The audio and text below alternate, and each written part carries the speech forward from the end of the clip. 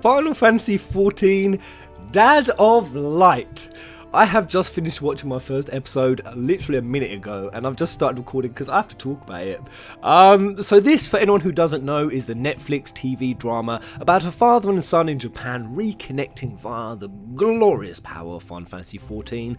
And when I first saw this, so it was originally called The Daddy of Light, it looked pretty lame, the concept just seemed naff, didn't really think it would work, and I got to say, I mocked the concept of this TV show endlessly.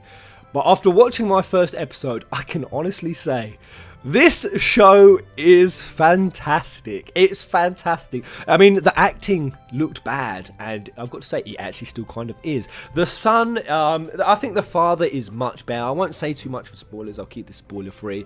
The father's acting is much better, but it's not. He's one of those dry personalities, one of those dry characters who just says funny and quirky things. It just makes you crack up. His characterization is just brilliant. The son, on the other hand, some of his acting is definitely off, but you know what? It actually works. In fact, it works so much, and it fits the style, because throughout this, we're transitioning between the real world and Final Fantasy XIV. And of course, with the Final Fantasy XIV characters, they don't try to polish Final Fantasy XIV. They don't try to do special animated sequences or special emotes. It's literally as the game looks. You will be in Gridania pub, father will be fighting a treant sapling, and it looks exactly looks in the game. The emotes there from the game, even the walking, when you kind of get sort of the glitchy, when the character comes to a glitchy stop where they turn, they've added all of it in, and somehow the kind of slightly bad, almost slapstick, almost exaggerative, I mean, it's got to be intentional, and it just fits, especially with the way Final Fantasy XIV looks. It's like they've almost tried to make the real life version just as sort of dramatic and silly and kind of almost awkward, kind of almost clunky. Like, there's certain really exaggerated emotions or lines that at first you could just chalk up to really bad scripting or really bad acting, but then when you actually look deeper, you kind of think it's intentional. So what's the premise of the first episode that I've seen? Basically, it opens, the son is young, I think about 6, and the father buys his son a game after being very hesitant to do it, and his first game is Final Fantasy. Now, I'm going to say, guys, I have laughed so much throughout this episode. In those first 10 minutes, the father and son, where the father sits down with his 6-year-old son, and the opening credits of Final Fantasy I on the old Famicom appears, and the father and son, they both have just sort of mysticism and awe that they become Warrior of Lights, but then the kids already played. Man, I choked up.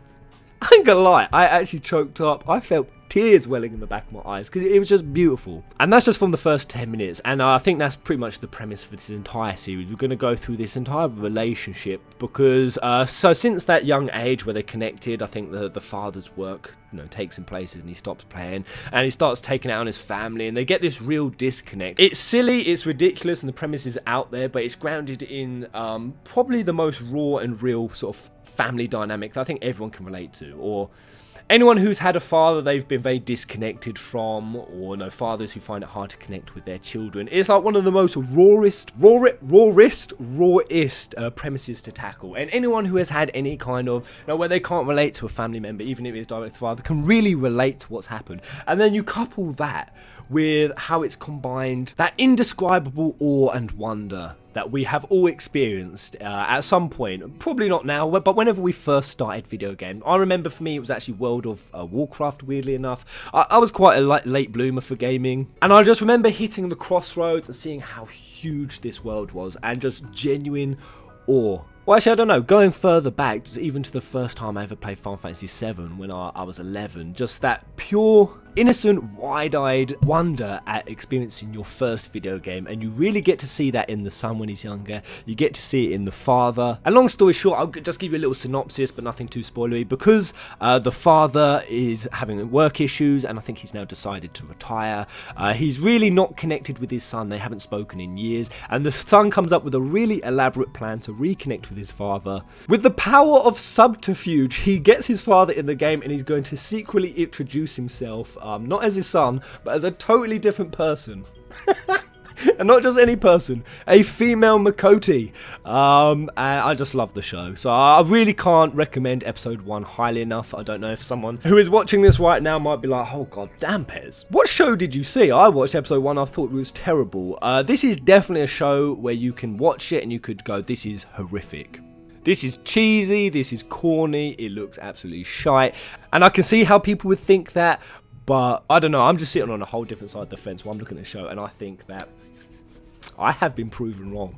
I have been proven wrong, and I think Square Enix are absolutely genius. Genius for coming up with this show. So can't recommend it enough. Unfortunately, it is copyrighted. I would really love to do a TV series watching it. But honestly, watch it on Netflix. Don't try to pirate it, because Square have really actually put a lot of effort and time into this. I think they deserve every penny. I'm going to go watch it now. I'm going to go watch episode 2, but there it is. That's my really emphatic praise of just episode 1.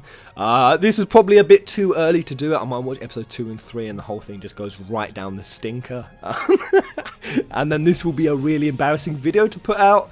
But just from episode 1 alone, loving it. Can't recommend it enough. And let me know in the comment section below if you've seen it. What do you think? Are you just as drawn into it as I am? Really, I mean, the father is just hilarious.